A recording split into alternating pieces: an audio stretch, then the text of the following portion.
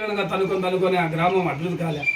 ఎందుకంటే ఈ ధనవంతులు, ఈ రాజకీయ కచ్చవాళ్ళ నాయకులు ఈ సన్న అంటే బలహీన వర్గాలను బయటకు రాలేదు. ఎందుకంటే వాళ్ళు వస్తే వాళ్ళ పదవి సీటు వెళ్ళిపోతుంది. మాటలు మాత్రం చెప్తారు. స్వచ్ఛమైన మనకు సరోజం ఇంకా రాలేదు. అంటే నాకు నా అనుభవంలో చెప్తున్నా, నాకు 35 ఏళ్ళ సర్వీసుల రాజకీయంలో చెప్తున్నా, అన్ని పార్టీలలో కూడా నేను తిరిగినాను.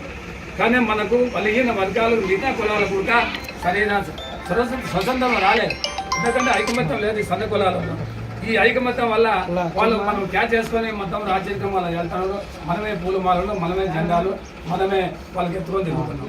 కానీ ఉండాల నాయకుడు, తప్పకుండా నాయకుడు ఎట్లుండాలంటే అందరి స్వభావంతో కలిసి మెలిసి సక సుతాసంతో కలిసి మన నాయకుడు కావాలా.